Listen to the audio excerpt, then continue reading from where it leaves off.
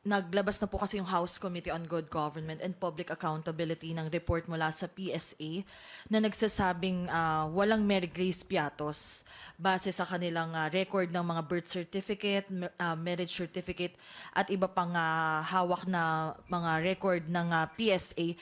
Ano pong masasabi nyo dito, Kong Manuel, bilang isa rin po kayo sa mga aktibong nakikiisa sa mga pagdinig ng komite? Finally, na-clear na rin na wala talagang ganong tao. At ano ang pinapakita nito? Na ang mga opisyal sa Office of the Vice President, led by no other than Sara Duterte, ay nag-imbento ng mga resibo para madepensahan yung hindi tamang paggamit ng confidential funds. Ngayon, meron na talagang konkretong patunay na hindi ginamit ng tama ang pera ng bayan. At sa dinami-dami ng mga pagkakataon na nagtanong ang mga mababatas at pwedeng sumagot ang mga opisyal ng Office of the Vice President, wala ni isa sa kanila yung umako na di talaga totoong tao si Mary Grace Piatos. Mismo sila nag-iimbento pa ng mga dahilan para lang talaga hindi sila umamin, para sana makita man lang ng taong bayan na meron pa kahit isa sa kanila na meron pang malasakit sa paano ginagamit ang pera ng bayan. Pero nung huling hearing, doon natin nakita, wala ni isa sa kanila. Kaya talaga, lalo itong magiging batayan para isik natin, hindi lamang yung mga pag-aayos dun sa mga batas natin regarding use of public funds, pero yung pagpapanagot din dun sa mga nasa Office of the Vice President. At syempre, nanguna dyan yung nakaupong Vice Presidente mismo. Opo. And Kong Manuel, dahil sa marami-rami na rin tayong natutukoy na mga impormasyon, dokumento sa pagdinig ng Good Government Panel, sa inyong mga pag-uusap po ng mga kongresista, nalalapit na ba na i-wrap up na po itong hearing at maglabas ng committee report? Nasa na po kaya yung timeline ng committee when it comes to pag-wrap nga nitong mga pagdinig? Well, personally, bilang kinatawan ng kabataan, member din naman tayo ng Blue Ribbon Committee, ang gusto natin ay kung magkakaroon man ng kasunod na hearing at dadalo ang nakaupong Vice Presidente, pwede magkaroon pa ng ganong meetings kasi nga nung mga nakaraan, bagamat nag-oath na pero sinamahan din sa ospital yung di umanay nagkasakit na opisyal nila sa OVP. So, gusto pa rin nating magkaroon pa ng ganong pagkakataon na matanong ang nakaupong Vice Presidente. Tapos, siguro ilang mga hearing na lamang para masarahan na rin. Tapos, magkaroon na rin talaga ng formal recommendations mula dun sa Blue Ribbon Committee. Other questions? Kung follow-up ka lang yung impeachment natin, sir. Ano na pong update? Sa bahagi po natin, may mga kinakausap po tayong people's organizations na actually ay naghahanda na rin naman talaga and tentatively ay tinatanaw na within this week ay ma-file. Although maglalabas din ng formal na media advisory, kaya din po siya hindi talaga matatakan kung kailan kasi meron po tayong mga leaders ng iba't ibang organizations na actually naghahabol na gusto din talaga nila ay maging bahagi sila ng complainants. Ganun na po talaga pursigido yung iba't ibang mga sectors na maging bahagi ng pagsisimulan nitong formal proceedings ng impeachment. Kaya hanggat kaya po, gusto po naming ma-entertain din talaga sila, whether mga youth leaders yan, urban poor, religious sector, at iba pa, para mapasama, para kapag na-file natin, ibig sabihin ay malapad po yung representation ng iba't ibang mga grupo and sectors na kasama doon sa maifa-file na impeachment complaint na i-endorse ng Makabayan Coalition. So, ibig sabihin po talagang on ground, malakas yung panawagan to impeach the Vice President.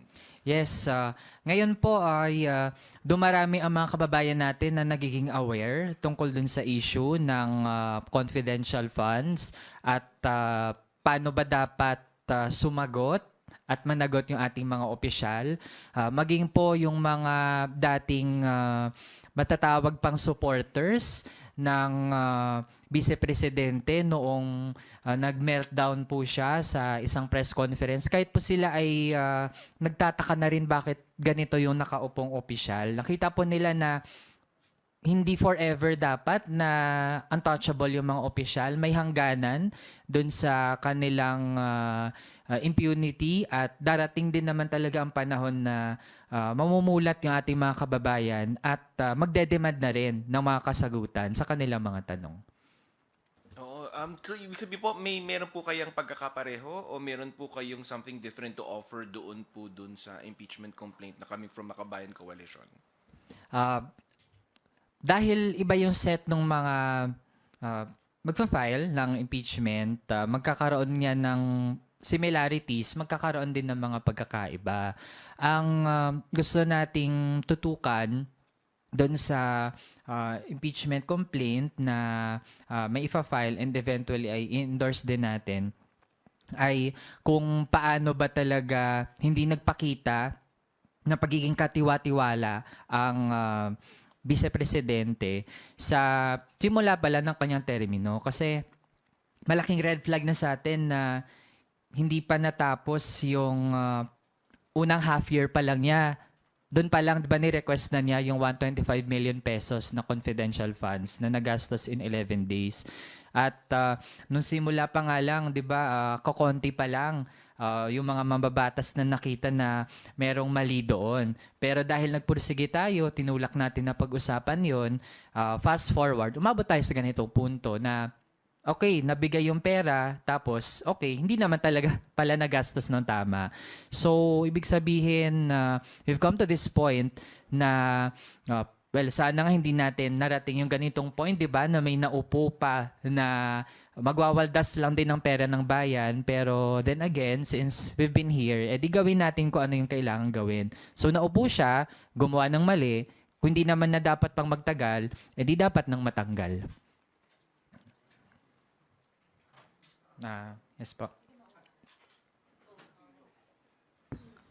Yung impeachment process, tingin nyo aabot po ba ito? Yung impeachment complaint sa base sa proseso na alam po ninyo? May oras pa ba? May panahon pa po ba? Well, tingin ko dahil December 18 pa, yung last day ng session ng House of Representatives, ako optimistic ako na merong sapat na panahon, tapos merong time pa before the campaign period kasi ang session ng Congress magre-resume po siya by January 13 after nung holiday break. So ibig sabihin may ganong panahon pa para sa mga senador na upuan din talaga ang impeachment complaint na ipo-forward ng Kamara assuming nga na ayun susulong siya. And we owe it to the people. Trabaho po natin yung asikasuhin talaga ang anumang impeachment complaints na maifa-file. Tingin natin hindi siya waste of time kasi kung waste of time siya, bakit nasa konstitusyon na merong nakalagay kung paano ba dapat isagawa ang isang impeachment? Yan. Thank you. Kong Raul, you did mention may panahon pa, pero when it comes to suporta, may suporta naman po ba from the lower house? 1/3, despite the text message po ni Pangulong Marcos sa kanyang allies na parang discouraging ouster moves against the Vice President. I can't speak in behalf sa mga colleagues natin, lalo na we are in the minority bloc, na iilan lang din lamang at ang kalakhan talaga ay bahagi ng supermajority.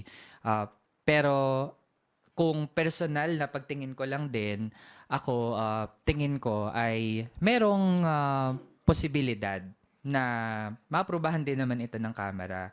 Given yung naging exhaustive na mga hearing ng Blue Ribbon Committee, yung mga naging incisive na tanong ng ating mga kapwa mambabatas at yung nakuhang mga sagot, or even yung mga hindi direct na mga pagsagot na nag-indicate din naman ng pag-evade dun sa accountability sa use of public funds. Lahat po ng yan ay naging mga batayan para mag-gauge natin ang responsibility ng nakaupong vice-presidente. At nagtiwala din naman tayo na nakinig, nakialam, kahit yung mga kapwa mambabatas natin na personally ay hindi nakadalo doon sa mga hearing. Kaya kung 1/3 at 1/3, tingin natin ay merong chance na maaabot natin yung ganong bilang. On the procedure lang po. Kasi may nag-file na po yesterday ng unang impeachment complaint. Pag na-refer na po ba ito sa committee before kayo mag-file ng impeachment complaint ninyo, hindi na po ba ma-entertain yung inyong complaint? Ganun po ba? That would depend din dun sa aabutin. Kasi for example, kung meron ng sinimulang talakayin yung isang committee, tapos hindi pa naman niya nasarahan yung kanyang mga hearing, at meron pang pumasok, pwedeng incorporate yon or emerge dun sa ano na yung mga present na pinag-uusapan. So actually, since nandito na rin naman tayo, kung meron pang ang ibang mga kababayan din natin na gusto mag-initiate ng kanilang sariling impeachment complaint, ay ini-encourage po natin yan. Ibig sabihin, merong i-endorse ang Makabayan Coalition, pero this doesn't stop us from expressing our solidarity dun sa iba pa nating mga kababayan who might have other angles or other points na gusto nilang ilagay sa kanilang articles of impeachment. Bahagi po ito ng demokrasya. Gusto nating hikayatin talaga yung mas maraming mga pwedeng mag-file. Para, ayun, kung marami nga, edi lahat ng yan ay pwede i-consolidate sa appropriate committee. For the record lang, ano po yung lumalabas na parang main grounds ng inyong i-file na impeachment complaint? At tatlo lang po ba ang mag-endorso na congressman? Sa ifa-file po ng mga people's organizations na set na endorse ng Makabayan Coalition, edi yun, nandyan po una kung paano talaga ginamit ang actually hindi lang confidential funds, pero maging yung regular funds din ng Office of the Vice President tsaka ng DepEd, lalo na yan yung dalawang agencies na hinawakan ni ng nakaupong vice-presidente. Tapos kahit dun sa regular funds nga, yung napakabagal ng paggamit ng pondo, hindi maipaliwanag sino yung mga beneficiaries, yung mga expired na mga gatas, yung mga laptop na hindi na-deliver. Lahat po na yan part ng totality ng pagiging hindi niya katiwa-tiwala na magtagal bilang public official. Tapos, bahagi din po ay yung hindi niya paggampan sa kanyang responsibilidad na magpaliwanag kung paano niya ginastos yung pondo. Kasi hindi pwedeng nag-request ng budget, hindi ginamit ng tama, tapos parang bahala na tayo kung paano ititreat yung kanyang naging performance, di ba? Tapos, parang, simply put, parang ang kapal ng mukha na magre-request ng funding for the following fiscal year, di ba? Nang hindi nga nag-explain paano nagamit yung pondo. So, bagay din po yun. Kasi hindi po option, pero duty yung magpaliwanag paano ginamit yung funds. And yung isa din, no, ay yung hindi niya pagrespeto sa separation of powers ng iba't iba mga ahensya. Yung hindi paggalang sa Kamara na compose ng mga halal na mga kinatawan ng ating mga kababayan. Bahagi din po yan ng ating pagtingin na kung merong high official na hindi nire-recognize yung tasks ng bawat branch of government, hindi po yan magandang ehemplo. Hindi lang sa kabataan pero sa mga kababayan. Yan po yung mga main points. Sige. Excuse me po. Pahabol po na question. On impeachment po ulit. May talks na po ba sa minority to at least support yung impeachment efforts against Vice President Sara po? Sa minority bloc, which is around 20 na mga members ng House. Wala pang ganong mga formal na mga usapan. We are yet to have any meeting na ganon yung magiging topic. Magandang umaga po sa ating lahat. We look forward to hearing your questions at syempre nagpapasalamat kami sa inyong pagdalo sa press con na to. Kong Jude? Magandang umaga sa lahat. Sa dami ng nangyayari nitong mga nakaraang araw. Maraming salamat sa pagkakataong mabigyan linaw at mailad at bahagi sa inyo ang pananaw at opinion po ng inyong mga kinatawan sa Kongreso. Sana po'y maging makatulong itong ilang oras ang ating pagpapalitan ng mga tanong at sagot. Thank you for today's first question. Let us call Bibian Gulia from ABS-CBN. Good morning po. May I get your comment on the certification from the Philippine Statistics Authority saying wala pong record yung Mary Grace Piatos sa kanila, no birth, marriage, or death record? In effect, that certification means that Mary Grace Piatos does not exist. And that has serious implications, you know. When you submit documents to the COA na merong tao na nagngangalang Mary Grace Piatos na nagjo-justify ng certain gastos, pero mapatunayan mong wala, parang merong element of fraud doon. So I guess that has to be taken into consideration by the Quadcom as well, no? This new development. Maganda po na nanggaling na mismo sa PSA ang pagtitibay na wala hong taong nangangalang Mary Grace Piatos. At siguro tama lang po katulad ng sinabi natin kasama si Congresswoman Geraldine Roman, no, na tignan no ng Committee on Good Government and Accountability kung anong implikasyon nito. Sabi nga natin, pag may nakita tayong mali sa isa, hindi malayong ganun din yung iba. May Latin dictum yun eh. Falsus in unum, falsus in omnia. So, from a legal standpoint, we find probably kung sa kuan pa, may basis po tayo na tanungin at suriin pa kung yung ibang mga resibo, yung ibang acknowledgement receipts, pareho din, kasing spurious din no acknowledgement receipt na pinirmahan ni Mary Grace Piatos.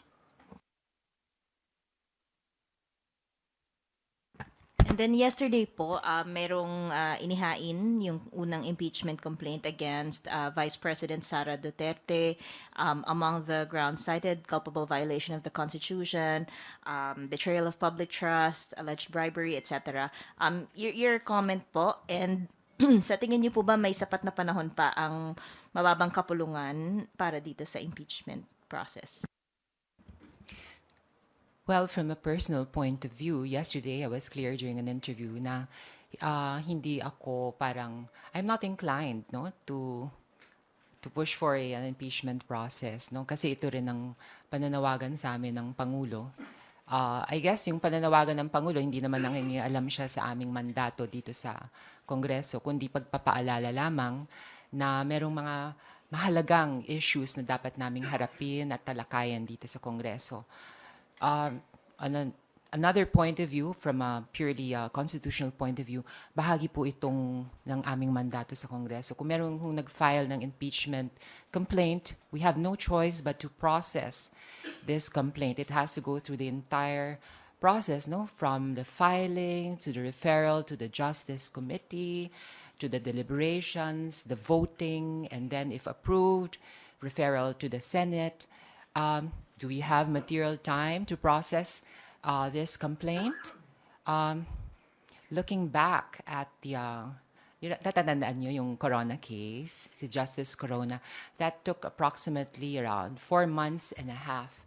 So the question is, ano bang break natin? December 21. Mababato na kaya yan sa Justice Committee. Tapos, if we start by January, tapos magbe-break kami ng bandang Febrero, magre-resume kami dahil election year, bandang Mayo na, o kailan pa. But Walang choice, kundi gawin ang trabaho ng Kongreso. So, nasa Justice Committee yan sa aming kapulungan, and let's see what's going to happen. It's hard to say. Ako masasabi ko lang, no, siguro sa nitong paghahain ng impeachment complaint ng mga civil society groups, sa isa lamang pagpapatunay na ang taong bayan mismo ay naghahanap ng accountability sa kanyang sa kanilang mga halal na pinuno, lalong-lalo na sa kasong to sa Vice Presidente. Ito na siguro naman, ito'y pagpapakita lang ng mga issue na nailahad ho sa mga iba't ibang pagdinig dito sa Kongreso, lalong-lalo na sa Blue Ribbon ng House. No? Ang sa atin lang ho bilang mga kinatawang ng tao, meron ho tayong mandato.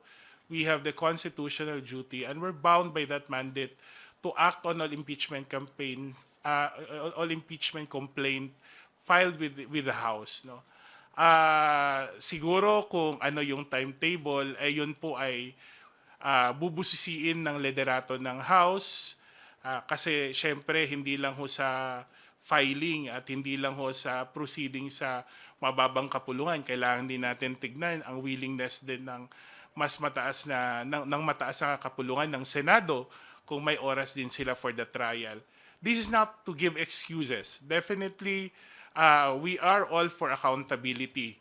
But then again, katulad ng sinabi ng ating Pangulo, ang mahalaga din dito ay hindi tayo ma-distract sa iba pang mahalagang gawain ng inyong Kongreso.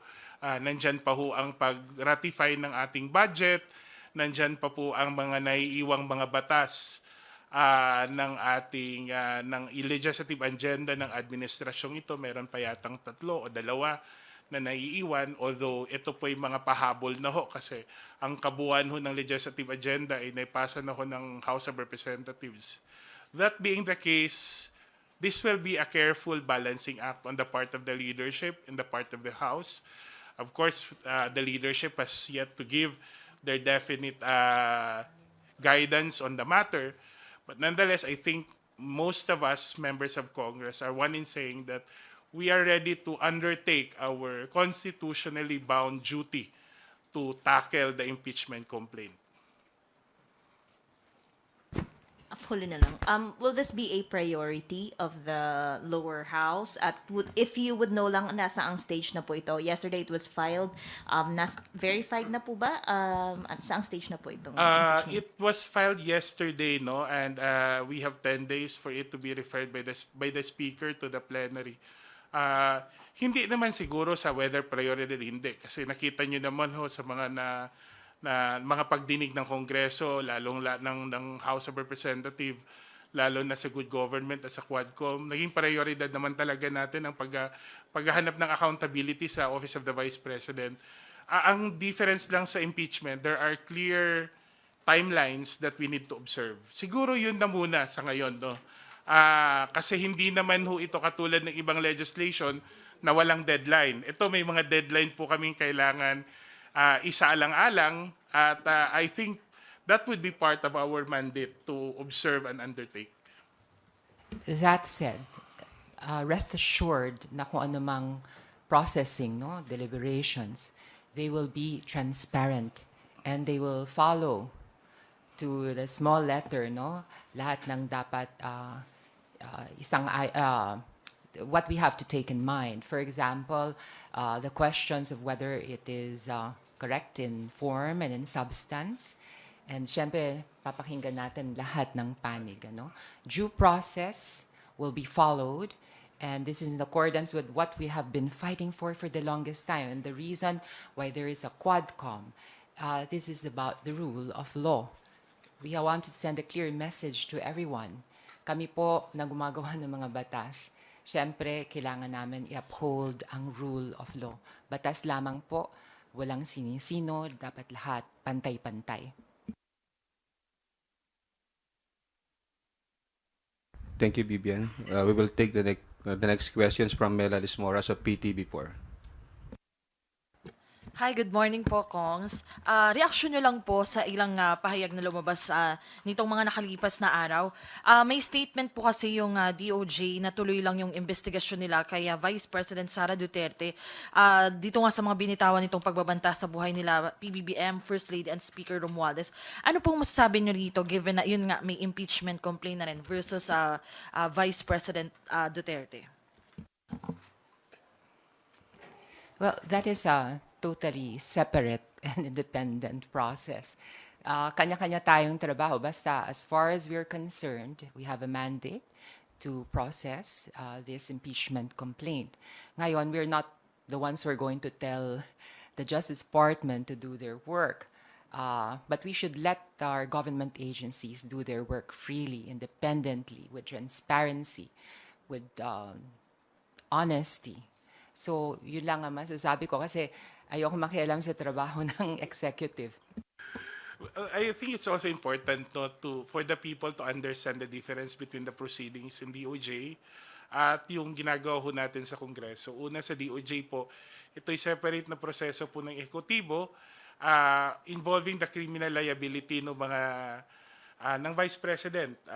Yun po ay iba po sa proseso na pinagdadaanan naman sa mababang kulungan, which is impeachment, which is a political legislative procedure, no? Political legal procedure.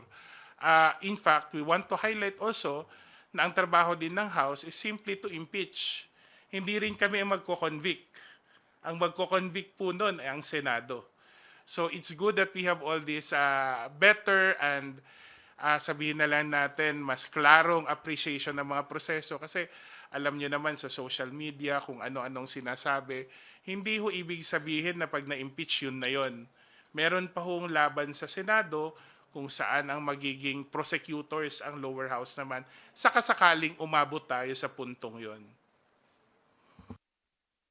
Opo. And sa PNP naman, Kongs, kasi may sinabi ang PNP kahapon na wala pa rin silang info about the credible threat sa buhay ni VP Duterte. Sabi ni PNP spokesperson Jean Fajardo, may sinasabi po ang ating Vice Presidente na meron siyang documented threats.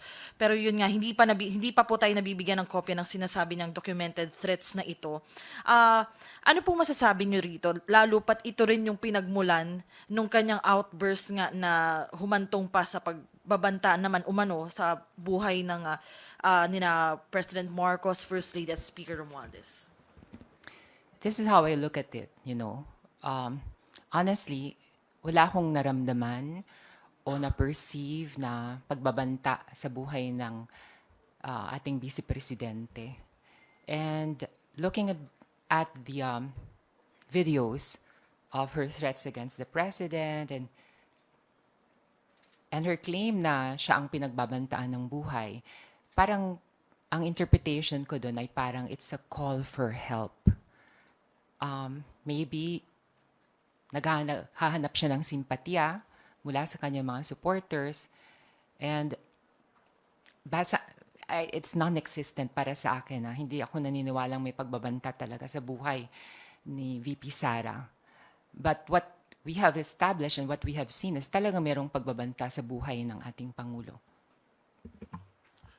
Alam nyo, sa totoo lang, tama po si Congresswoman Roman. Kung meron hong pagbabanta, isa lang ho ang narinig natin nagbigay ng pagbanta. Ang nagbanta lang ho ang Vice President. Kung naririnig natin sa mga iba't ibang news at iba't ibang mga report ng ating mga law enforcement agency, mamilitary man, mapulis, wala hong proof na meron hong attempts o threats sa buhay at safety ng ating Vice President. Kung wala hong makapagtibay na iba, siguro nasa isip lang ho ng Vice Presidente, all these perceived threats are all in the mind of the Vice President. And to be honest, since she is the second highest official of the land, for her to verbalize these threats without clear evidence is, I think, grossly irresponsible. Kasi bilang presidential successor, itong mga pagbabanta nito will definitely affect the stability of our country.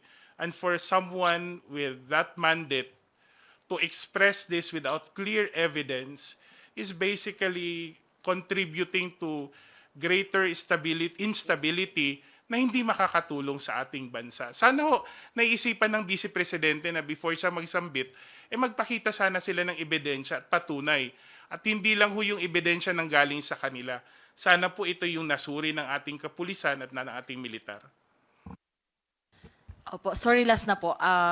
Sa isang pahayag, sinabi po niya dating Congressman Nery Colmenares na tumatayo ring one of the councils for drug war victims na the International Criminal Court may have finally wrapped up its investigation and maybe now preparing for trial. Ano pong masasabi niyo rito given na yung mga issue ukol sa war on drugs ay tinatalakay rin dito sa Kamara, particularly ng House Squad Committee? Actually, no, we do not recognize for now the jurisdiction of the International Criminal Court. That's within the purview of the executive to undertake the diplomatic or the foreign policies recommendation in that respect. Ang Kongreso po ay kinikilala ang paninindigan at ang posisyon ng ehekutibo sa usaping ito. At dahil po doon, tuloy-tuloy lang ho ang anumang investigasyon na gagawin ng Kamara sa usaping ito. Ang sa akin lang ho, sana ho kung mangyari man ang trial, ito'y ikonsidera na isang pagkakataon ng mga tao, mga individual na pinangalanan, no, yung ating mga ng dating Pangulong Duterte, yung mga kaibigan natin sa Senator Bato de la Rosa. They take the advantage of the opportunity to explain themselves, no, para siguro ito yung maging platform sa kanila. Kung hindi man hustisya to para sa mga AJK victims, baka pagkakataon ito kung meron mang silang masasabi para malinis ang kanilang pangalan o the defender name. Ako, actually, no, pagbabalik tanaw sa Quadcom, nung aking sinusubaybayan yung mga proceedings, nagugulat ako kasi marami mga resource persons doon, they were incriminating themselves, actually. And sometimes with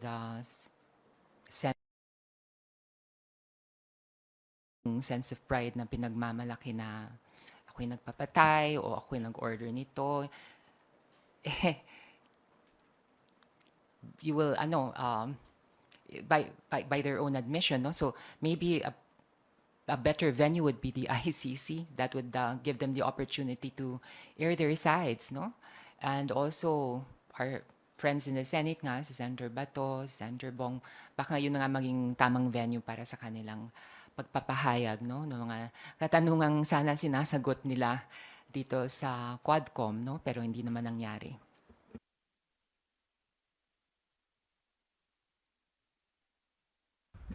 Thank you. Kat Porbes from Radyo Pilipinas. Please proceed with your questions.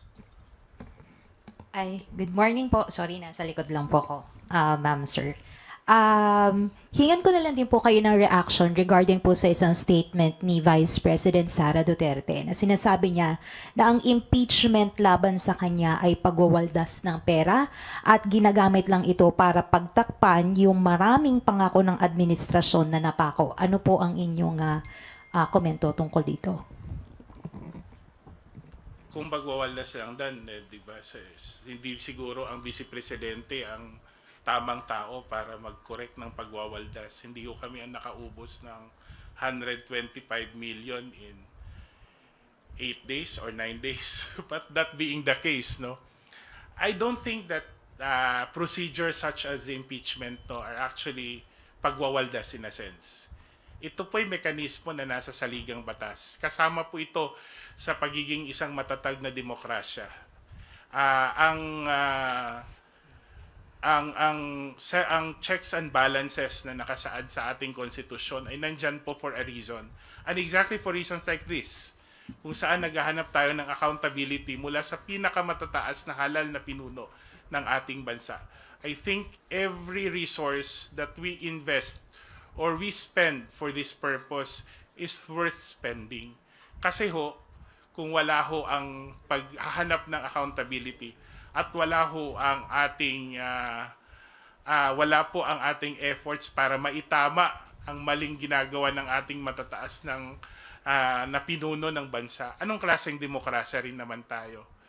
At that being the case, hindi naman fair na sabihin na tinatago ng administrasyon kung kitang-kita naman natin ang mga ginagawa ng administrasyon para matugunan ang mga problema ng ating bansa. Kahit kami dito sa House, siguro naman nung naipasa natin ang halos lahat ng legislative priorities ng administrasyon, ito'y klarong patunay na atin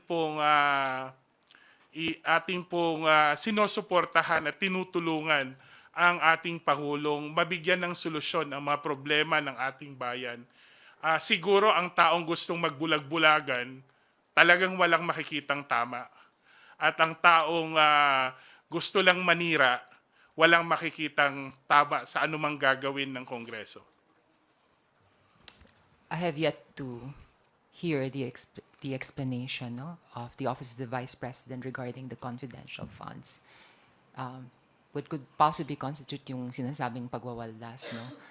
So, nangyari na po itong impeachment processes even in the past, kay Justice Corona, I remember kay President Erap, no? Tapos si Justice Davide, maraming pangyayari. Are we to say na pagwawaldas din yun ng pera ng taong bayan? So, just let us do our work and we will see. No, that let the truth prevail. Yun lang po. Thank you po. Isang question lang din po regarding naman po sa programa po ng ating pamahalaan. One of your colleagues po, si Congressman Jervil Luistro, filed a bill para gawin na pong isang batas yung AKAP program. Sa paraan po ito, magiging regular na po siyang programa at regular na rin po yung pagpupon.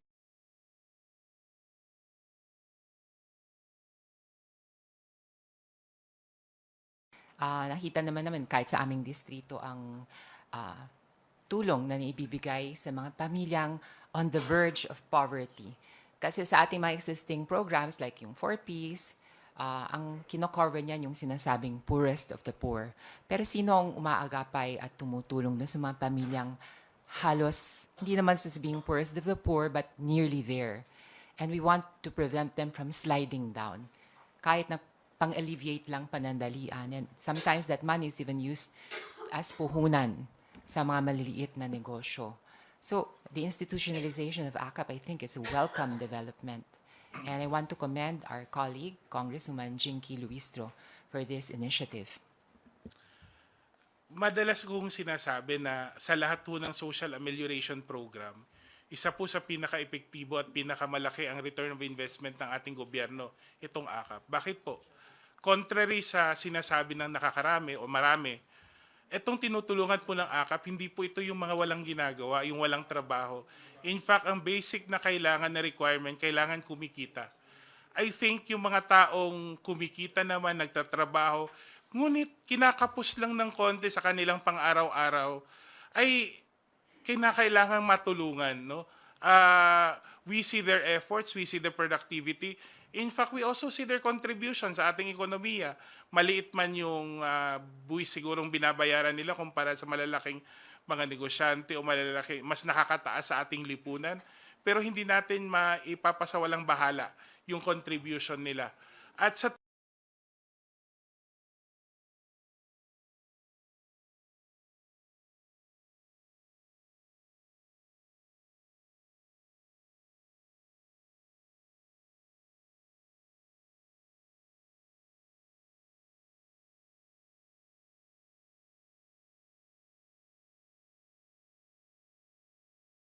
na naisipan niyang mag-file ng bill at I think from on the part of Tingog Party List, no, buong-buo ang ating suporta sa institutionalization.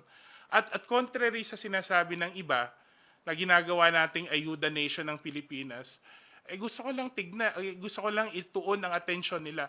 Yung kapitbahay nating bansa, ang Thailand, namigay din sila ng allowance na 10,000 baht sa halos lahat ng Thai nationals. Kasi naniniwala sila na kung maibibigay at may pamamahagi ang tulong na ito, hindi lang matutulungan yung individual at ang kanyang pamilya, kundi magkakaroon ito ng ripple effects sa maliliit na mga negosyante at sa kabuuan ng ekonomiya. Ito po yung isang parte ng akap na hindi natin nabibigyan pansin.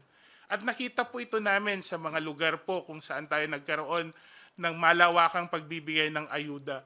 Nagkakaroon ho ng paglago ang mga small at medium enterprises. Kasi ho, tumataas ho ang purchasing capacity. Kahit papaano po, kung sa economics lang, the velocity of money, the volume of money, all contribute to a healthier economy. Wag ho nating sobrang simplistic po ng mga panukalang tanggalin natin kasi nagkakaroon ng dependency, tanggalin natin kasi ayuda lang yan. Hindi ho, meron siyang malaking macroeconomic impact na kailangan ma-appreciate. Kaya yung mga panawagan na alisin ang akap, sana po itignan nila yung merito ng programa at mapapag-aralan na hindi lang yung individual at yung kanyang pamilya ang natutulungan, pero buong lipunan, buong bansa po ang natutulungan nitong economic stimulus na dulot ng akap. Maaari ko sana idagdag na kami naman po dito sa Kongreso, we're very aware na this is a stopgap measure. Hindi naman namin pangarap na buong buhay nakaasa sa akap ang ating mga mamamayan. We're very well aware na ito ay tulong, pantawid. But gusto ko rin i-assure ang ating mga kababayan na kami po sa Kongreso, pagdating po sa mga mas malalim at mas long-term na pagbabago para magkaroon po ng progreso sa ating ekonomiya, sa pamamagitan po ng pag-attract ng more investors, sa pagtulong po sa ating mga magsasaka, sa pag-agapay po sa mga small and medium-scale industries. Lahat po yan ginagawa namin dito sa House of Representatives. Kaya nga nag-amyenda tayo dun sa rice tariffication law para tulungan ng ating mga farmers. We want to create an investor-friendly climate. Kaya nga we want to establish the rule of law. Kasi isa sa mga complaint ng ating mga investors, yung arbitrariness na sinasabi nila na that the law is applied selectively. Hindi po tama, hindi po totoo yan. Nais nating patunayan. And of course, lahat po ng legislative agenda ng ating Pangulo na may kinalaman sa ekonomiya, kami ay naipasa na namin dito sa House of Representatives. Which begs the question, sa Senado. So, maybe ito'y pananawagan din sa ating mga kaibigan sa Senado. Tulong-tulong tayo, Para bukod sa akap, meron din tayo na ipapasang mga economic policies na mas mahaba ang mga epekto sa ating ekonomiya at sa ating bansa. Thank you. Moving on, we have Isa Abendaño Omali from GMA-DCBB for the next questions. Hello po. Good afternoon. Meron pong statement si Senate President Chis Escudero na nakiusap po siya, yun na lang pong gamit nating term, nakiusap po siya sa mga senador na i-avoid na magsalita about impeachment versus VP Sara Duterte. Dito po ba sa House, meron din po ba ganong instruction si House Speaker Romualdez na wag munang magsalita or iwasan muna magsalita regarding po sa impeachment? Walang ganyang directive mula sa House leadership, no? Galing kay Speaker.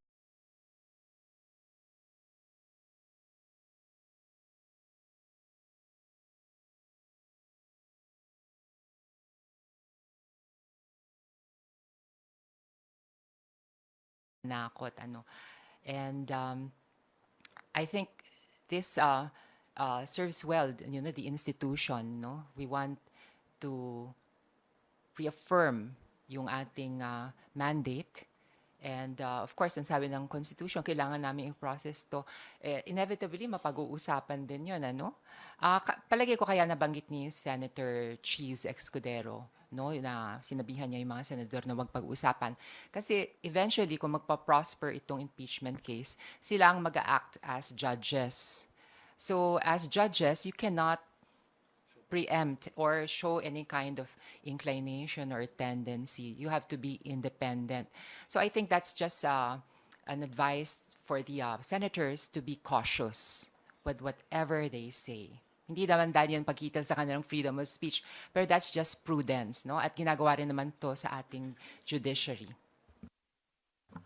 naintindihan at ginagalang ho natin yung patnubay ng ating Senate President. At to be honest, I totally agree with the Senate.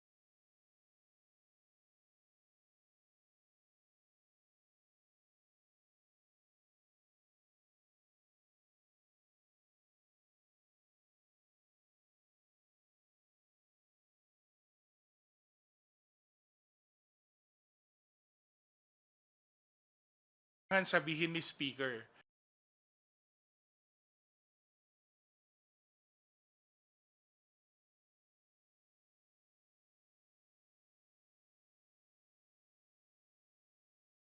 na mas makakabuti sa proseso.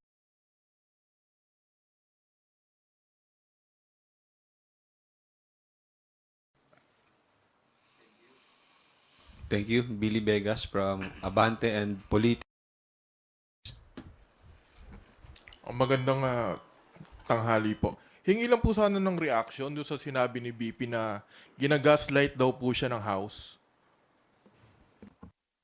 Sa totoo lang, lahat naman tayo naririnig ang mga sabi ng ating Vice President. No? Ako, personally, my opinion is dapat tigilan na ng Vice Presidente ang panggagaslight sa taong bayan. Mitong mga nakarang araw, halos ang mga statement ng Vice Presidente, mula sa sinabi niyang siya yung inaapi, sinabi niyang siya ang threaten, sinabi na dapat siya na ang presidente noong 2022. I think these comments have no place in a mature democracy, much more among professionals at public servants at that. Dapat hindi sana ganito. Wala naman siguro ako yung narinig sa mga congressmen na personal na pang-aatake sa pangalan at sa pangalan at sa katauhan ng ating Vice Presidente. Ang aming pong mga sinasabi, halos lahat to ay nanggagaling sa mga resulta ng mga pagdinig sa Kongreso. Everything that's said so far can only be based on the evidence presented in all the hearings. And the call has always been based on accountability. Tayo po lahat ay mga halal na lingkod bayan at hindi ho pang gagaslight ang sabihing ginagawa mo ba ng tama ang inyong trabaho. Siguro pang gagaslight ang sasabihin na noong 2022 ako sapat ang presidente. Siguro pang gagaslight ang sasabihin inaapi siya habang ang ginagawa lang naman ng Kongreso ay hingan siya ng accountability at trabaho naman namin bilang mga lingkod bayan na i-explain ang paano namin ginagamit ang resources ng gobyerno. I'm sure no, yung narrative na gusto nila yun ang paulit-ulit kasi hindi lang ho natin to naririnig sa Vice Presidente, naririnig natin to sa lahat ho ng mga supporters niya sa social media. Parang iisang script lang ho sila. At sana ho, apila namin sa taong bayan, wag ho tayong magpapaloko sa ganitong mga salita. Hindi tayo, tignan ho natin yung ebidensya, pakinggan ho natin yung ginagawa sa mga pagdinig. At together siguro, let's all demand accountability from our elected officials. All these claims, no, na keso inaapi, keso ginagaslight, o kahit merong pagbabanta sa kanyang buhay, para sa akin are all distracting from the real issues here. Trabaho lang po. Merong Quadcom na nag-present ng mga valid questions in the most intelligent and polite way. And I've seen that vis-a-vis the ways the investigative committees were carried out, no, in the past administration. So, bakit hindi na lang sagutin yung mga tanong, no, para matapos na, para mabilis ang trabaho? Kung wala ka naman tinatago, edi sagutin mo yung mga tanong. Kaya nga ako tuwan-tuwa Kong Jude pag nakita ko si VP Sara na nag-a-attend, tapos kalmado siya, nagsasalita. That's the kind of Vice President that I want to see. Confident, serenely confident. And I think that's what people would expect from any public official. Sana every time. Kaso nga, pag meron ganyan mga claims, para sa akin, wag na natin pansin yung mga ganong claims. It's just mere distractions. Focus lang tayo dun sa trabaho. Pagsagot sa tanong, it's as simple as that. Kung wala naman tayong tinatago, edi sagutin natin. Of course, I do not know what is hindering them from answering these questions, and that they have to resort to these ludicrous claims, out of this world.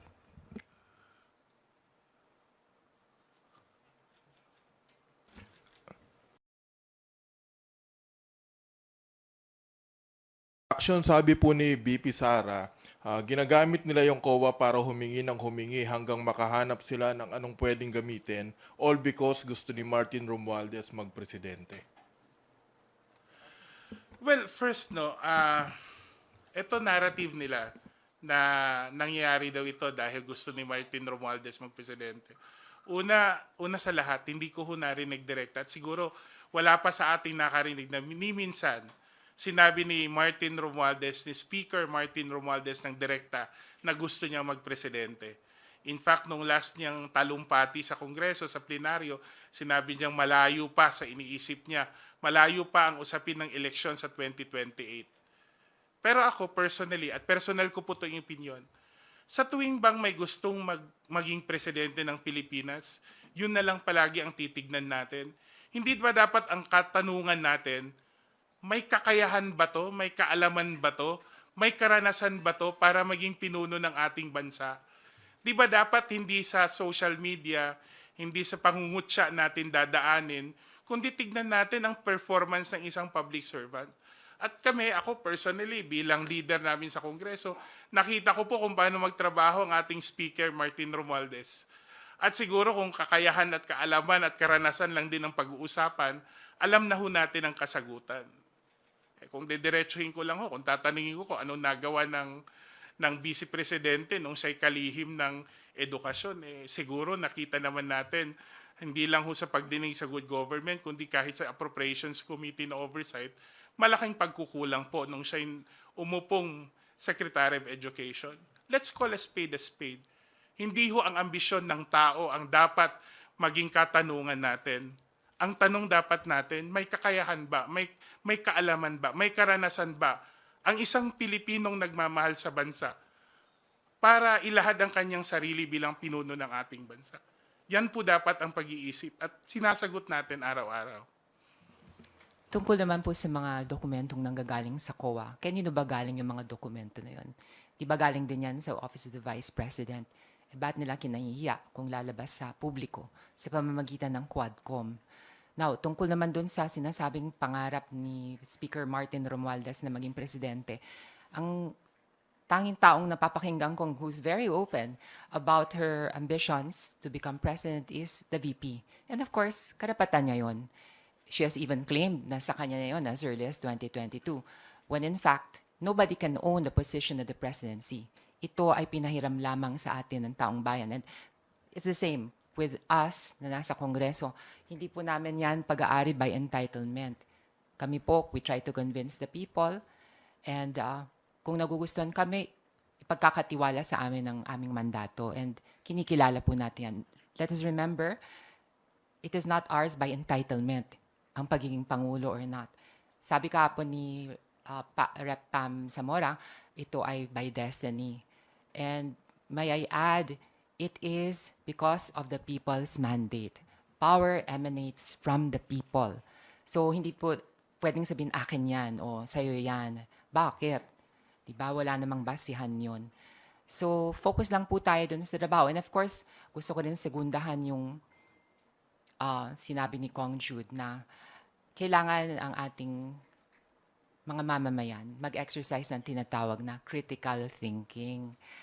Alam nyo, sa panahon na ito kung saan merong malaganap na, I don't know, social media, sa FB, sa lahat ng platforms, kailangan mag-isip ang taong bayan, gamitan ng ating mga utak, maging objective tayo, at suriin talaga sa paghalal ng ating mga opisyal mula sa Pangulo, Vice President, sa mga miyembro ng Senado, ng Kongreso, sa ating mga LGUs. yung qualifications, yung pag-uugali rin, mahalaga yan.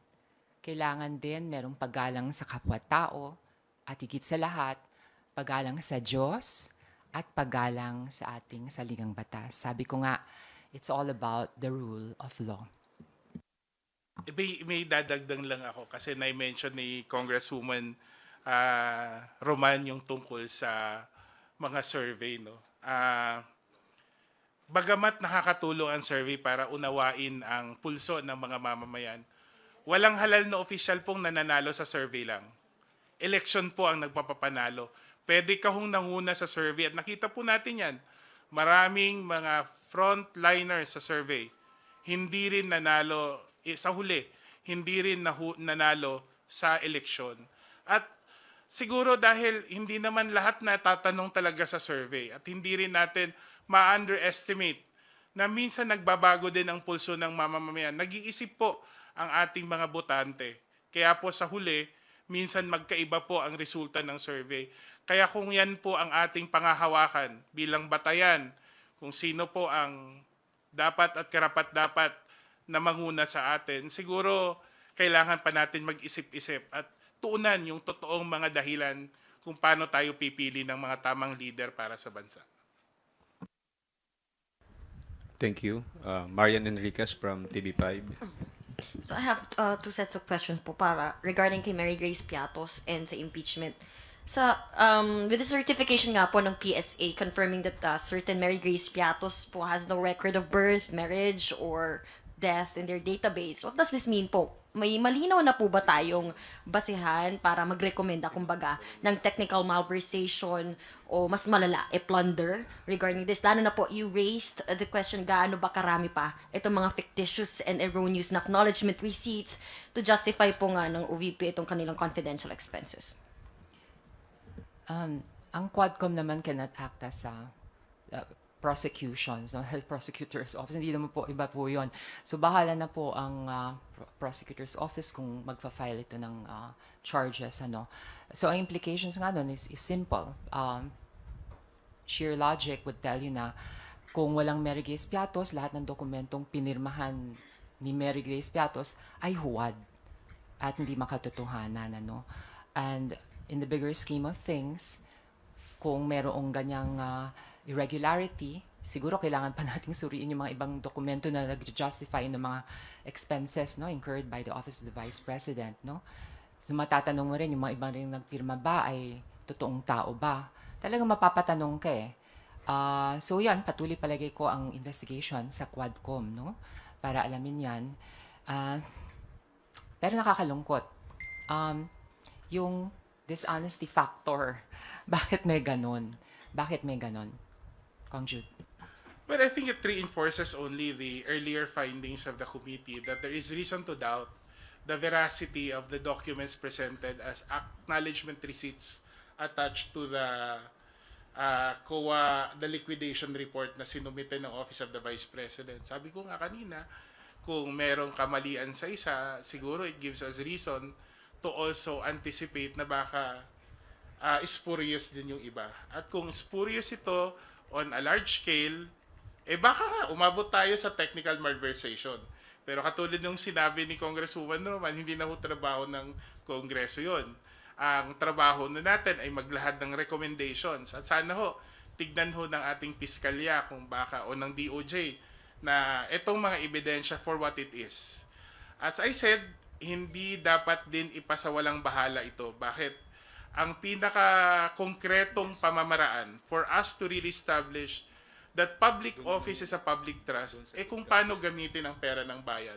Ito may maging 100 piso o 500,000 piso o 1 milyon o 500 milyon, yan po ay pera ng bayan. At kung sa pagkakataong ito, gawa-gawa ang mga dokumento ni Mary Grace Piatos, gawa-gawa si Mary Grace Piatos, nanakawan po ang taong bayan.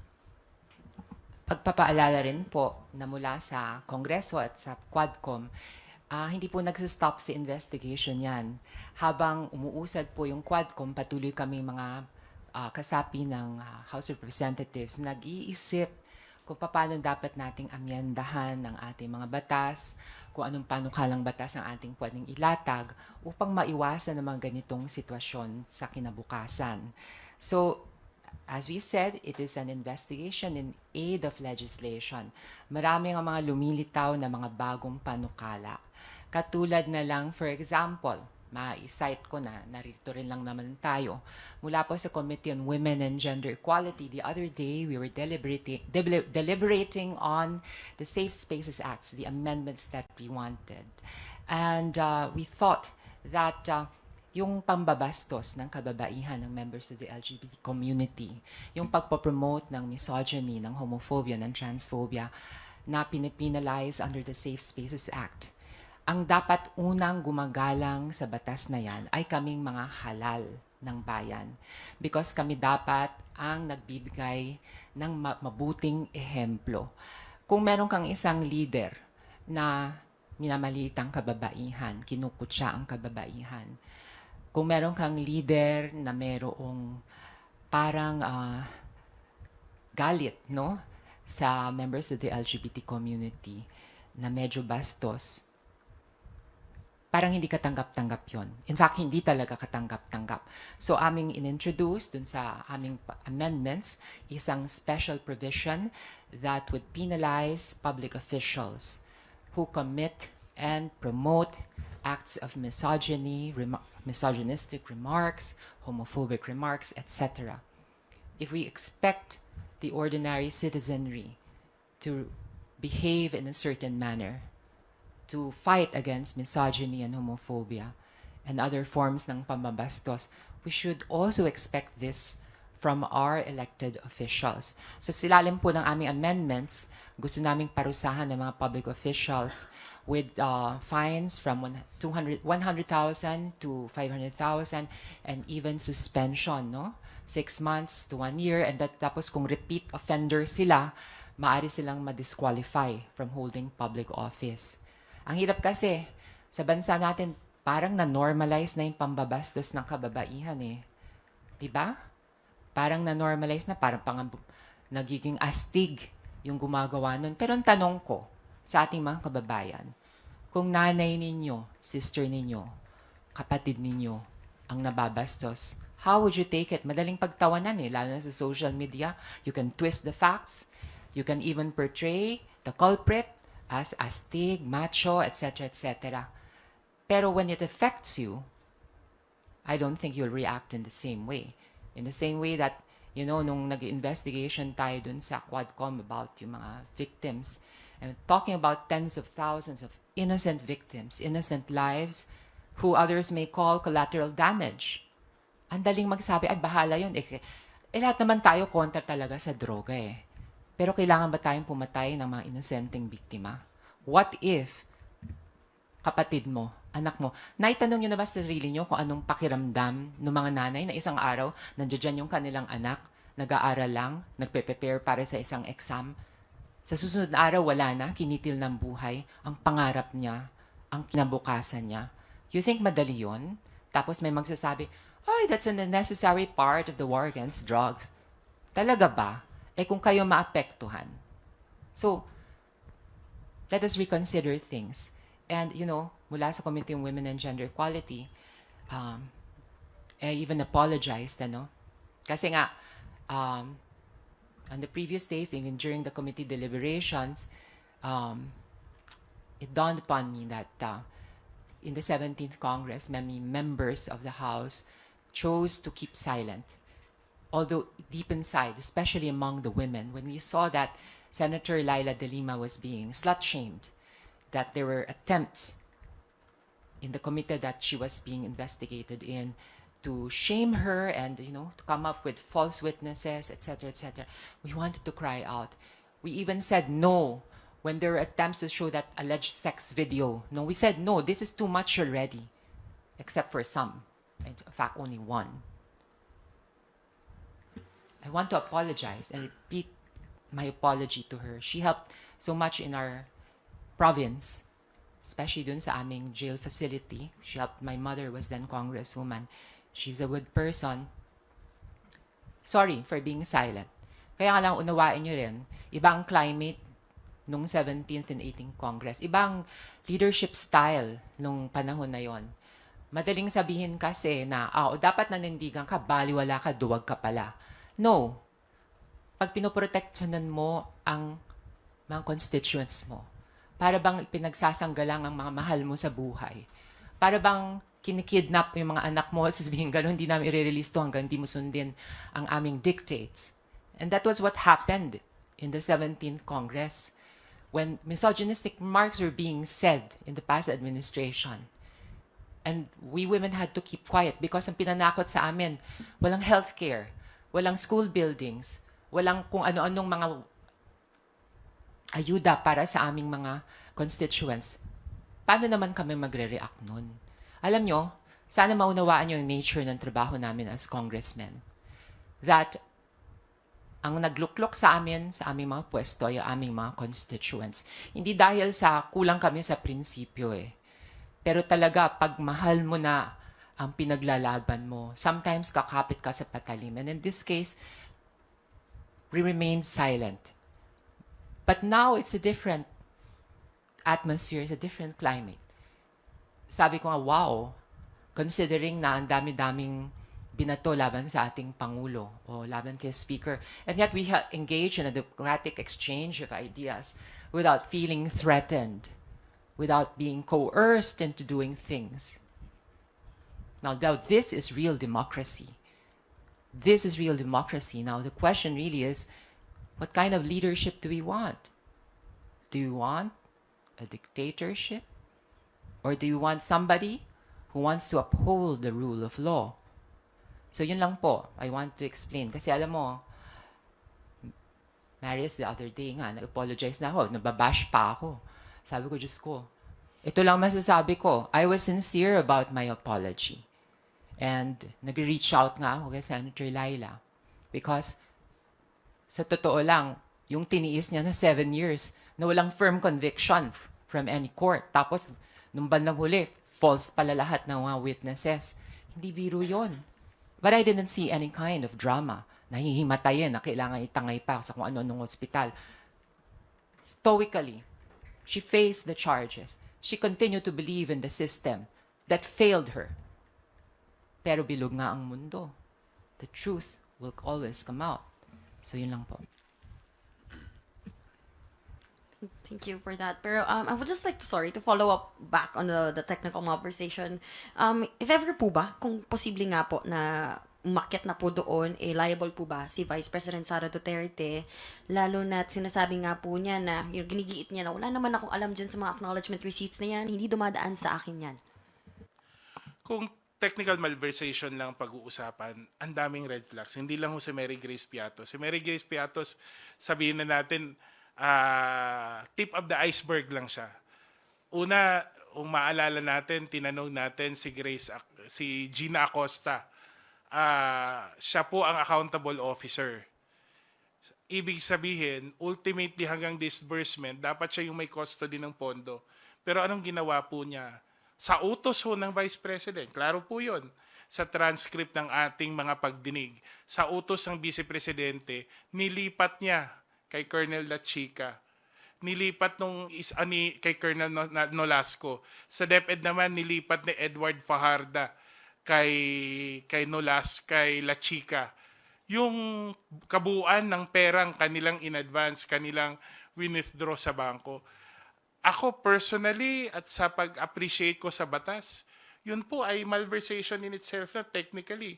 Kasi parang na-defeat ang purpose ng fidelity bonds, parang na-defeat ang purpose ng accountability.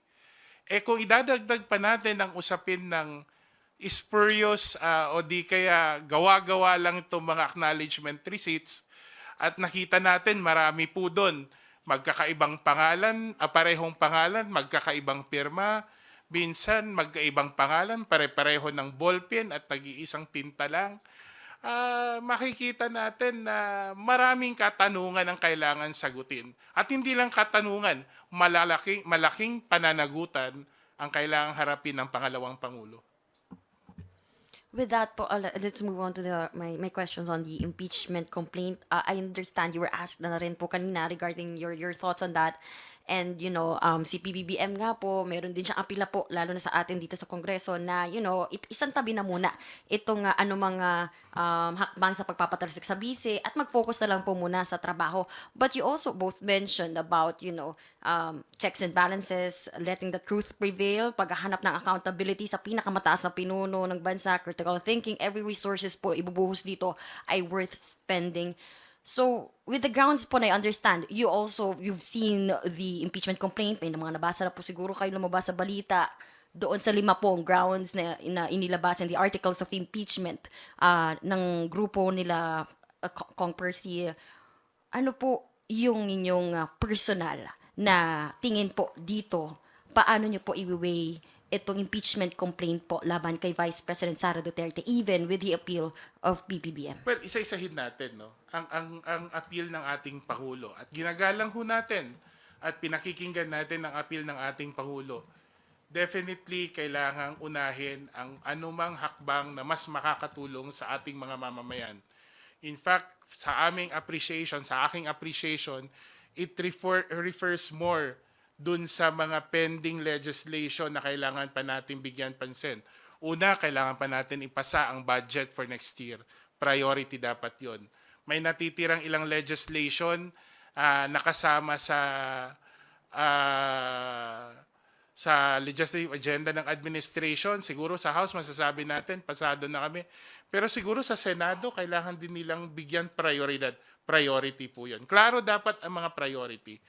Pero sa usapin po ng impeachment, hindi ho dahil sa anong sinabi ng Pangulo o hindi po, saligang batas po ang nagbigay ng mandatong ito sa Kongreso, lalong-lalo na sa House of Representatives, para aksyonan ang lahat ho ng petition or impeachment complaints. Hindi po kami pwedeng magpasawalang bahala, hindi po namin pwedeng hindi pansinin o hindi aksyonan kasi po saligang batas po. Wala pong ibang sangay ng gobyerno ang may ganong katungkulan kundi ang inyong House of Representatives. At klarong-klaro po sa amin yon. Andyan po ang patnubay ng Pangulo pero klaro din sa amin ang mandato ng Kongreso ng mababang kapulungan. In this case, I think it will be premature to really go into the specifics of how we will proceed, no? But what I anticipate is there will be a careful balancing act, especially in terms of scheduling, especially in terms of resources and time spent for every initiative, lalong-lalo na sa impeachment. At yan po ay kaparte sa kailangan pagdesisyonan ng leadership ng Kamara. Ayaw ko pong pangunahan ng leadership sa usaping yan. I think it really refers more into the time. I think klarong naman sa sinabi ng Presidente, wala naman siyang sinabi na ayaw niya sa impeachment at siguro naman sa pagkakakilala namin sa Presidente, hindi naman nangingialam sa ginagawa ng Kamara. Pero ang pinapaalala sa amin ng Presidente, huwag niyong kalimutan yung mas mahalagang trabaho na kailangan ng taong bayan. Lalong-lalo na ako, ina-anticipate ko yung budget. So doon po tayo nang gagaling. Kailangan mabigyan natin ng kaukulang pansin at atensyon yung mga issue na mahalaga sa taong bayan sa ngayon. Pero hindi rin natin kailangan talikuran ang constitutionally mandated, ang mandate ng konstitusyon sa Kongreso, sa mababang kapulungan, na aksyonan ang mga impeachment complaint. Sorry, sundin ko lang. You mentioned, ayaw ko po pangunahan ang leadership, pero po kayo, Kong Isidre, personally, will you support? Personally? Yeah. How will you support or will you support po ba itong Well, impeachment? ako honestly, ultimately, exactly accountability from elected officials will have to be done by impeachment. At kung accountability ang hinahanap natin, talagang doon tayo papunta. Hindi ho kami ang magko-convict, remember. Meron pa hong trial sa Senado. Pero kung ano man, I think it's the proper venue, especially for the allegations na nakita namin doon sa mga naunang pagdinig. Siguro in all the noise no ng politika, ito na lang siguro. in all the noise na meron tayo sa politika, ako I take it more optimistically. Ito po yung nagpapakita na matatag ang ating demokrasya. Pansin niyo po kahapon, nung nag-file po ng impeachment, medyo positive po ang merkado. Positive ang stock market. Bakit? Siguro ay nararamdaman ng taong bayan na ang kanilang gobyerno, as pangunguna ng ating Pangulo, is concerned with the everyday concerns ng ating taong bayan, but at the same time, intentful with exacting accountability. Maybe not the executive specifically, but the government in totality. So, naging malinaw din naman ako sa personal stand ko. Initially, sangayon ako sa presidente, kung maaari sana wala nang impeachment complaint. But meron eh. So walang choice ang Kongreso but to act on it and to process it. And my final decision, of course, whether to support it or not, because it will be submitted to a vote sa plenary, where it has to garner at least 1/3 of the total number of congressmen, is I have to hear first kung ano ilalabas nila. Is it correct in form and in substance? Substantiated ba yung mga claims? Meron bang ebidensya? And of course, I want to be fair. The entire process, I hope, and I'm sure, and I'm confident, will be transparent. So kung ano man na nadidiskubre, natutuklasan, siyempre, kailangan defensahan yan ng mga nagpupush ng impeachment case na ito. Thank you, Marian. Sandro Chona from Billionario TV. Sorry, quick reaction lang po doon sa possibility that there's another impeachment complaint within this week. Well, nasabi naman siguro ng mga makabayan congressmen na meron din silang ipa-file. And we anticipate na baka meron pang iba na magpa-file. Ito, indikasyon lang ho na lahat ho nakikita ang ginagawa ng Kongreso. Lahat naman din to nagsimula dahil sa mga pagdinig natin sa Kongreso, at marahil ito rin ang tamang venue para mapag-usapan na with finality ang mga isyong ito. Sabi ko nga nobody can stop our representatives and civil society organizations from filing impeachment complaints. Karapatan nila yon, at kami naman, katungkulan namin sa ilalim ng saligang batas na tanggapin at i-process. So let's just see what's going to happen with these complaints. Last question na lang po from my end.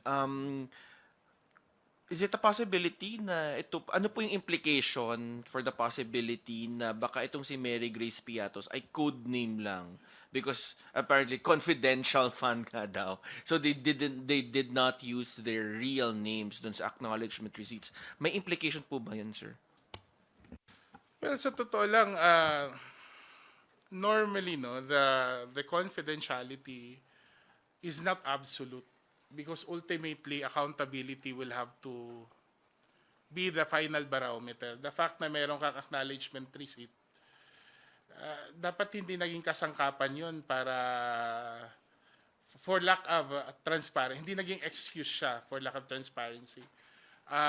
The fact na nagkaroon ng notice ng disallowance only provides the opportunity for us to look deeper. And having seen this, we'll take it at face value. Yan dapat sana ang sumagot sana nun, yung opisina, ang tanggapan ng Vice Presidente. Pero sa totoo lang pagdating na sa usapin ng acknowledgement receipt, siguro naman mas nasa tama na hindi gawa-gawa ang mga palangalang inilalagay doon. Thank you. We call on Bibian Gulia again from ABS-CBN. Sorry sir, to clarify lang yung sagot ninyo kanina. So kapag sinabi, it appears na yung pirma sa acknowledgement receipt ay gawa-gawa lang, fabricated, spurious, ang pwede lang po dun na parang liability ay technical malversation. Tama po ba? Yun lang po yung nakikita ninyo. And ang liable lang po ba dito ay yung gumawa or supposedly gumawa ng acknowledgement receipt, or meron po bang liability din yung head of the office? Well, hindi ho ako ang magiging prosecutor dito, at I cannot replace the role that the prosecutor, the Department of Justice plays in this particular case.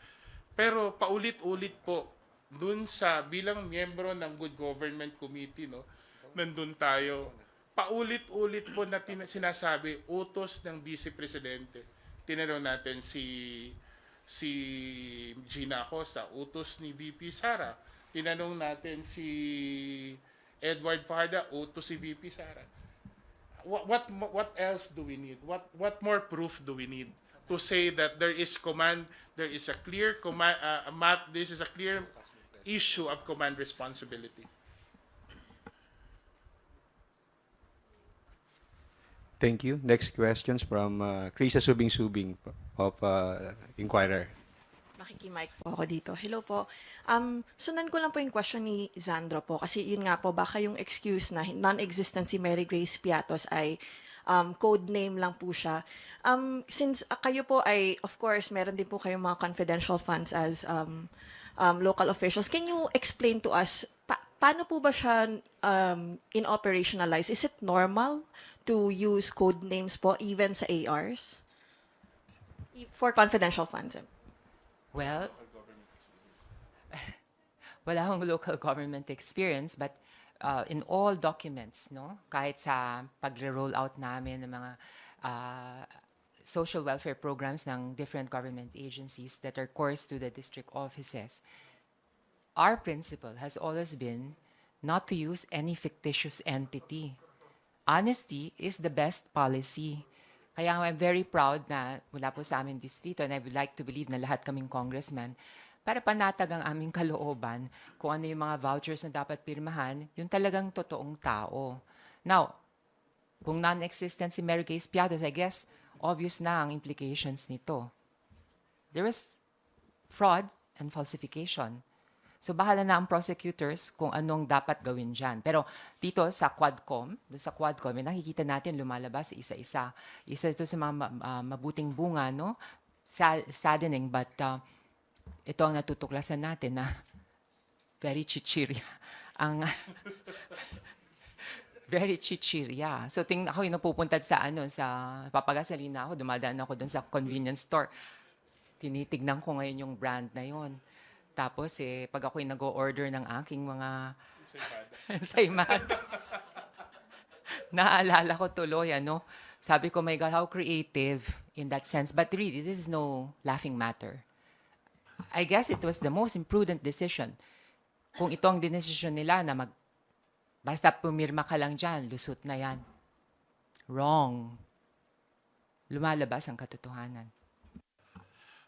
Well, I like to raise 3 points lang. Una, napaka-convenient naman na sabihin nila code name to. Di sana sinabi nila mula nung una pa. Diba? Pero there has been no statement, there has been no clarification, there has been no insinuation to that end. Diba? They stood by. In fact, pinanindigan nila na naitama ang kanilang mga acknowledgement receipts. Why? Because there's an authorized certification. Diba? May legal weight siguro yon. Pangalawa, as I said, there's the totality of actions. The fact na yung banded officer tinurn over without due authority, pwede nga natin sabihin, may usurpation pa ng powers ng SDO, yung tumanggap na official. Maraming kaso to. Kung naisa tama to, bakit kailangan gawin ng ganun? Ang daming palusot. Pangatlo, hindi ho absolute ang confidentiality. Klaro po ang guidelines sa joint circular sa paggamit ng confidential funds. Ang reports po lahat yun, confidential, pero hindi ho sinabing magpeke kayo ng acknowledgement receipts. Hindi po pwedeng sabihin, pekein nyo kasi confidential yan. Ang sinabi lang, confidential siya, pero even that confidentiality is not absolute, especially when there is a notice of disallowance. At may mga red flags tayong nakita. Kasi katulad niya ng sinasabi natin paulit-ulit, accountability in the end will always define the amount of confidentiality that is required. Pera ho ito ng taong bayan. Kung isipin nyo, we're not talking about 1 million, 2 million, 3 million. We're talking about 500 million pesos na drenowing ng tanggapan ng Vice President?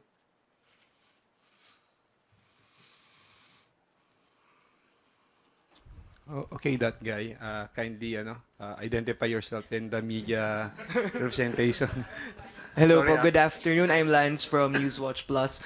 Ask ko lang po, no, itong bagong development kay Mary Grace Piatos, how will this play into the ongoing impeachment case against the Vice President? Do you think this has a stronger merit dahil sa bagong lumabas na ganito? When we study the grounds for impeachment, no, merong betrayal of public trust, graft and corruption, misuse, misallocation of funds. Possibly this could be used as evidence. Yun lang ang nakikita kong implications, ano. But of course, i-review ulit yan. Kasi panibagong proceedings mangyayari sa Justice Committee before a committee report is made and then submitted for deliberations on the plenary. Parang panukalang batas din, nagdadaan din sa proseso. So ito, maaaring karagdagang ebidensya in favor or against. Pero siguro pwede nating pasa ilalim yan sa isa sa mga grounds for impeachment as stated in the Constitution. Hindi ko pa nabasa yung kabuuan ng impeachment complaint, no? Pero hindi ako sigurado kung ito boy kasama dun sa mga articles na in-identify ng mga petitioners. Sabi ko lang, katulad na paulit-ulit kong sinasabi, ang pinakakongkretong batayan ng public trust, ng public office sa public trust, paano ginagamit ang pondo ng bayan? Kaya kung meron mang pagkakamali at meron mang gawang-gawang mga acknowledgement receipts na nakita natin na may proof tayo ng pagwawaldas ng pera ng bayan, sa tingin ko is at plain sight, no, a clear betrayal of public trust. Thank you. For our final question of the day, we turn to Red Mendoza from Manila Times. Hi po. Kong, kahapon po, sabi ng COA, may lumabas na COA document, unqualified opinion ang Office of the Vice President. Parang sinasabi ng COA na walang naging issues or kung meron man naging issues, na-resolve na po ito ng Office of the Vice President for the period ending December 31, 2023. Kong, do you think po ba this would wobble the impeachment complaint? Kasi unqualified opinion na po ito eh. And as additional pa po doon, one of the articles of the impeachment said na betrayal of public trust due to her meltdown. Sir, Kong, do you think po ba it would set a precedent na kunyari mag-meltdown ng isang public official? Should we say the president? Impeachable na siya. Mag-meltdown ng isang presidente, impeachable na kaya siya? I just want to clarify, no? Ang sabi mo, nag-issue ang statement ng COA. There is a COA opinion. Meron Opinion. na po. Unqualified opinion. Do you have po. a copy of Meron that po. opinion? Lumabas po sa social media, lumabas po yung report ng COA. Anong sabi exactly? What was said was unmodified opinion po. Unmodified opinion. Yes, po. Unmodified opinion. Hindi unqualified. Ayan, unmodified opinion. We conduct our audit in accordance with international standards of supreme audit institutions. Yung isang portion po is, in our opinion, the company financial statements present fairly in all material respects the financial position of the OBP as of December 31, 2023 and its financial performance, statement of cash flows, statement of changes in net assets equity, statement of comparison of budget and actual amounts for the year and notes for financial statements are in accordance with international public sector accounting standards. So, unmodified opinion po siya. So that statement covers fiscal year what? Until 2023 po. 2023. Oh, pero yung confidential funds. 2023. Okay. So does that also include yung confidential funds? Hindi ko naman narinig. Ang tanong, categorically, kasama ba ang confidential funds? Wala pong na-mention po Correct. dito Tama sa po. report nung ano. Kasi ang pagkakaalam ho natin, ang paraan ho ng pag-audit ng confidential funds ay hiwalay po sa pag-audit ng mga regular funds ng isang ahensya. Hindi ko na mo binabaliwala ng yung opinion ng COA, pero sinabi na rin ho ng COA sa atin na in the process of of auditing, katulad nung 2022 din, sinabi din nila na unqualified. Pero dun po lumabas din ang mga problemadong mga acknowledgement receipts. Doon po din lumabas ang mas maraming katanungan. At tinanong natin ng COA, in-okay nyo lang ba yan? Sinabi nila, in-okay nila at face value. It does not preempt, no? A COA's opinion does not preempt. The fact that there is a COA opinion and there is a notice of disallowance tells us something. Da meron pang mga katanungan. Minsan madali lang gamitin ng isang dokumento na ayon sa gusto nating pag-intindi. So I don't think it should distract Congress if ever we will have to deliberate on the impeachment petition because as I said, COA mismo ang nagsabi, mga tauhan mismo ng COA ang nagsabi nung pagdinig na tinanggap lang nila yung mga attachment as it is, di ba? Tinakpa yung mga safe houses, tinanggap lang nila as it is nang wala. So it does not preempt, it does not preclude even the impeachment court or the impeachment pre-impeachment proceedings to look into these issues further, di ba? Pwede namang unqualified, unmodified. Pero meron palang nakaligtaan o pwede palang na-fabricate, di ba? At that time, tinanggap si Mary Grace Piatos kasi wala namang nagtatanong. Nung nalaman natin at ngayon sinabi ng PSA na walang Mary Grace Piatos, papabayaan na lang ba natin na ganun? Nagawa-gawa yung mga sinumite sa COA. Siguro, yun ang kailangan nating klaruhin. Yung sa impeachment po, kasi one of the articles said na betrayal of public trust due to a public meltdown. Do you think po ba it's enough to impeach an official due to a meltdown? Out of respect for the office of the Vice President, even if I don't like the Vice President that much at the moment, I would rather not give an opinion on that. But everybody saw what she did. Diba? It has embarrassed the nation for somebody to conduct herself in that way. I think what we saw was clear in itself. It is something should we tolerate? I think kahit nga kami, ang sasabihin namin, how do we conduct ourselves publicly, kailangan namin bantayan. Congressman nga lang kami. Paano pa kaya kung pangalawang pangulo na? So, dun sa statement ng COA, totoo ang sinabi ni Kong Jude. Para sa akin pa nga, merong parang element of negligence na basta tinanggap nila yung mga dokumento at tinanggap ang kanilang veracity at face value, no?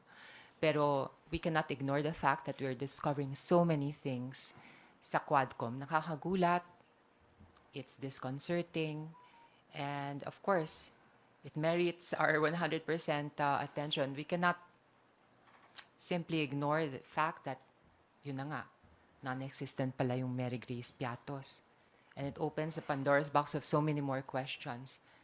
So, how do I take that statement? Well, it's so easy to make a statement, but I'd rather focus on what we're discovering as the investigations go on. Now, yung... betrayal of public trust due to meltdown. But, yes, because kung anong gawin ng second highest official of the land has implications. And I think we should all be aware of this, kaming mga public servants. And totoo lang, Kong Jude, no, the other day, meron akong ka-text, no, galing from my friend in Spain, no. Tinext niya ako, uy, alam mo yung nangyayari sa inyo, parang hindi maganda sa image ng bansa ninyo. It's true. Alam mo yung naging coverage at saka yung mga headlines sa iba't ibang bansa na yung Vice Presidente pinagbantaan ng buhay ng Pangulo, tapos yung First Lady, tapos yung House Speaker. Never heard in the history of the world. I mean, not in a civilized democracy. Not in a civilized democracy. I would think that siguro kung merong mga ganong thoughts, that cross the minds of people, things would be done in a more subtle way. Pero ito talagang tahas-tahasan. No holds barred and no joke. No joke, and with much defiance, no? Para bang for a moment nakalimutan na meron palang mga patakaran at mga protocol at saka merong mga konsiderasyon na dapat laging sinasalang-alang naming mga public officials. Kaya nga, kanina natatanong ako bakit nagkaganon kaya ang ating Vice Presidente. Maybe it was a call for help. Baka nasa isang, I don't know, kung mental health. Maybe it was a call for more sympathia from her followers. But I'd rather see the Sara Duterte na calm and serene that we saw. Natutuwa kami mga legislators pag nakita namin siya. Just like the Vice President should be, like a Vice President should be answering the questions with much respect, waiting for her turn, and respecting everyone. Respect begets respect. Yun lang naman po. Last na lang po. Kung Jude, may mga ini-endorso po na candidate, you're from Tacloban po, kasi merong ini-endorso na candidate ang mga Pro-Duterte forces na isang Nene Bacale na kalaban daw ni Speaker Romualdez sa 1st District ng Leyte. Your thoughts about it po? Kasi siya daw po ang sinasabi nilang parang kalaban daw ni Speaker. Kasi the Pro-Duterte forces have been consolidating their power and they're saying na ito daw dapat ang iboto against daw kay Speaker. Alam nyo, election to, so malaya pong pumili ang ating mga kababayan kung sinong gusto nila. At sa lahat ho ng history ng election sa 1st District ng Leyte, hindi ho ako botante doon, nasa 2nd District po ako, pero madalas ho ako nasa 1st District. Wala ho ako nakitang violence, wala ho ako nakitang pamimilit o pang-aaway ng mga tao dahil lang ho, iba ang choice nila. Tungkol naman kay Ma'am Nene, kilala ko po siya masyado na ang turo ko sa akin, kung wala akong sasabihin maganda, wag na lang akong magsalita.